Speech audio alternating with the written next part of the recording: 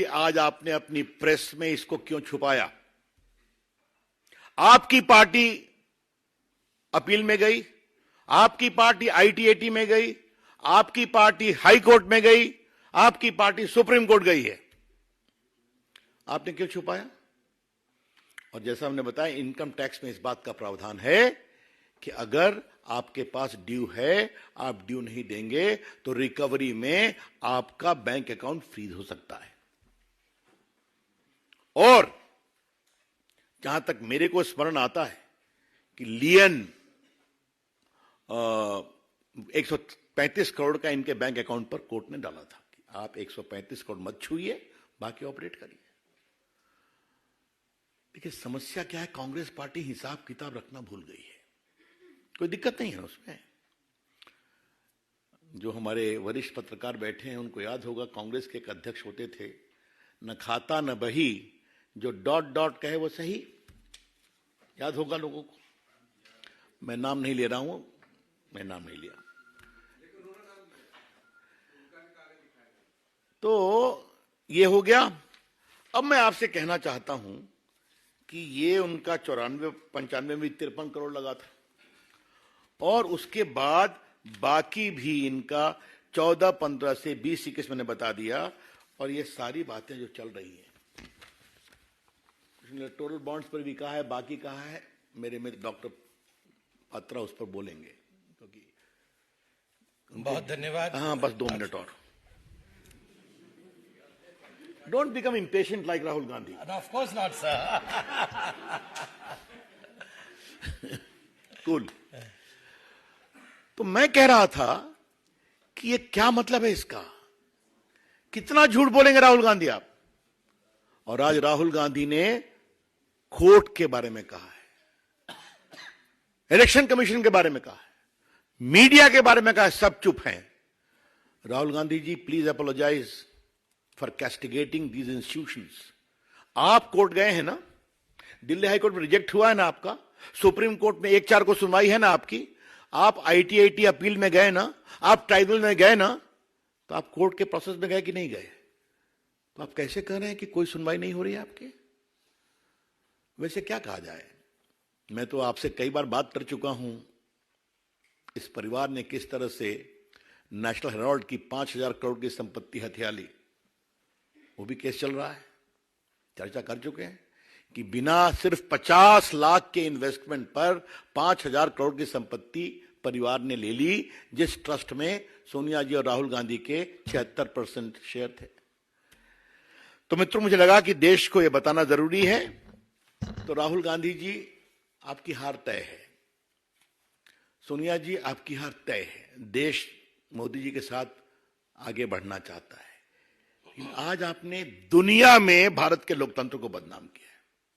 I repeat, by this utterly irresponsible, shameful comment, Sonia ji, you and your son have shamed Indian democracy globally. मत करिए। हमें भारत के लोकतंत्र पर गर्व है, हमें भारत की मीडिया पर गर्व है, हमें भारत के न्यायपालिका पर गर्व है। अभी तो देखा इलेक्टोरल बॉन्ड में फैसला हुआ कि नहीं हुआ? हुआ, बाकी होता है। यही तो देश है। तो मुझे लगा कि ये फैक्ट सामने रखें, और राहुल गांधी के एनजीओ मित्रों से आग्रह है, उनको जब प्रेस के सामने आप खड़ा कर देते हैं तो थोड़ा तो होमवर्क करा दिया कीजिए। क्यों उनकी जगहसाई कराते हैं? आपके वो युवराज हैं, आपके लोग उनको भविष्य के प्रधानमंत्री बनाने के लिए व्यग्र हैं, तो थोड़ा सा रगाई पुताई ठीक से किया कीजिए। धन्यवाद। मित्रों, मेरा विनम्र निवेदन माननीय डॉक्टर संबित पात्रा जी से होगा कि आपको संबोधित करें। बहुत अभिनंदन माननीय रविशंकर प्रसाद जी का, हम सबके जो प्रवक्ता हैं उनके मार्गदर्शक हैं। बहुत धन्यवाद आदरणीय संजय मयूख जी का। And let me tell you, when it is to speak about Rahul Gandhi, yes I am a bit impatient. इतना कुछ रहता है राहुल जी के बारे में बोलने के लिए कि हम अपने दिल की तड़प को रोक नहीं पाते। तो I am sorry I intruded, but I really wanted to speak about the facts, quoting what Rahul Gandhi really means. अभी बहुत ही उम्दा तरीके से, बहुत ही बड़े तरीके से एक्सपर्ट के रूप में आदरणीय प्रसाद जी ने यह समझाया कि किस प्रकार, जहां तक बैंक अकाउंट फ्रीजिंग का सवाल है, यदि आप हिंदुस्तान के कानून के हिसाब से कोट अनकोट आप डिफॉल्टर हैं, तो you will be treated as a defaulter.